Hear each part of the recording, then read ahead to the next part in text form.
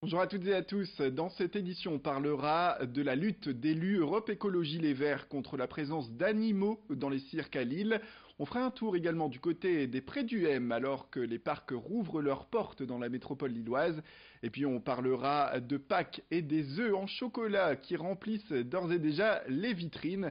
Mais avant les titres, les prévisions météo sur la métropole lilloise en ce mercredi avec une journée aussi triste qu'hier malheureusement. On voit arriver les nuages avec également quelques coups de tonnerre possibles par endroits.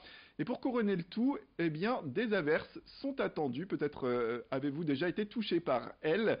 Côté température, on garde des maximales plutôt faibles. On note 9 degrés à Villeneuve-d'Ascq au meilleur de la journée. On monte jusqu'à 10 degrés du côté de Lens et 8 degrés relevés du côté d'Armentières. Plus d'informations sur vos prévisions météorologiques, bien sûr, ce sera tout de suite après cette édition. La ville de Lille se prononcera ce jeudi soir sur l'interdiction des animaux sauvages dans les cirques qui arrivent en ville. Le vœu déposé par les élus du groupe Europe Écologie Les Verts sera donc traité au conseil municipal. Et pour les soutenir, ce matin, des manifestants de l'association Paris Animaux Zoopolis se sont rassemblés devant la mairie de la ville. Ils espèrent ainsi que Lille rejoindra Montpellier ou encore Strasbourg concernant cette décision.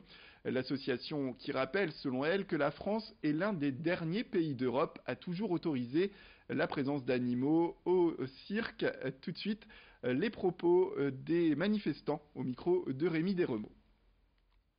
Les cirques ne peuvent absolument pas répondre, et c'est une impossibilité absolue, ne peuvent pas répondre aux conditions physiologiques, mentales et sociales des animaux sauvages.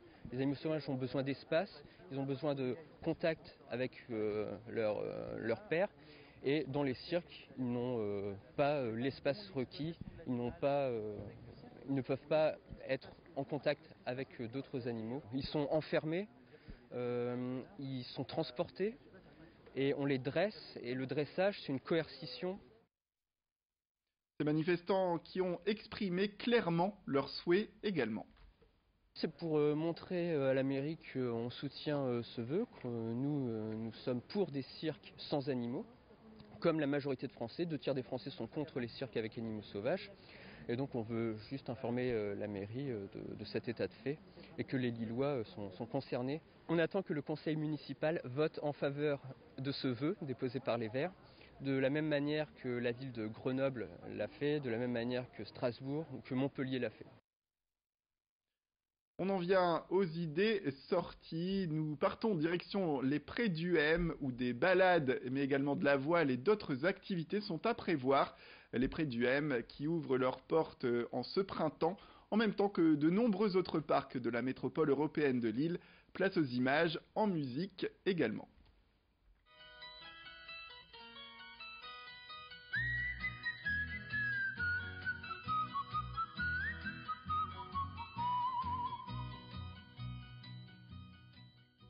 Le parc des Prés du M, c'est 120 hectares. Tout ça autour d'un grand lac qui fait à peu près 1,2 km dans sa plus grande longueur. Il faut dire aussi que le parc est tout près de la ville d'Armentières. On est environ à 800 mètres du centre-ville d'Armentières. C'est un parc dédié à la famille et on leur propose environ entre 10 et 15 activités suivant la saison. Alors on peut noter les plus célèbres, le parcours pieds nus, 1 km avec 60 textures. On marche par exemple sur du verre pilé, du charbon, des noyaux d'abricots. On a un marais des contrebandiers sur 11 hectares, une boîte à jeux, des parcours acrobranches pour les tout petits, pour les un peu plus âgés. On a aussi un bateau à passagers. Il est en libre accès dans le parc, soit sous forme de navette pour se rendre dans les différentes activités, mais aussi 1 heure par jour, on fait une croisière avec passage d'écluse. Après, on a aussi tous les fondamentaux des Prés du M, c'est le nautisme. Alors d'abord à travers son école de voile, qui est l'une des plus importantes de France sur plan d'eau intérieur, près de 10 000 journées de stage par an.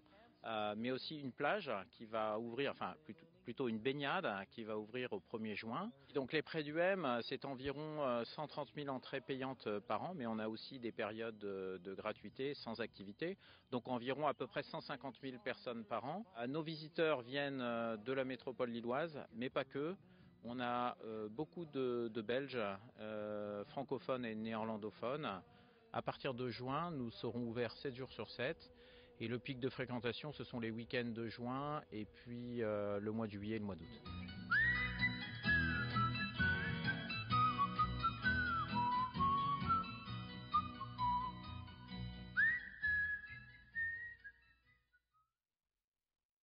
Voilà pour ces images et ce qui peut vous donner envie d'aller faire une belle promenade dès que le temps sera de nouveau beau. Pâques, c'est dans 3 semaines. Pourtant, les professionnels du chocolat de la région ont déjà commencé à décorer leurs vitrines.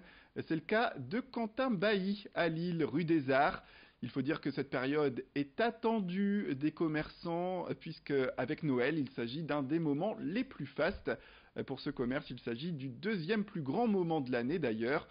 Particularité également, c'est que Pâques cette année se trouve en fin de vacances scolaires. Il faut donc que les professionnels puissent vendre à tous, même à ceux qui partent en vacances et qui reviennent ce week-end-là.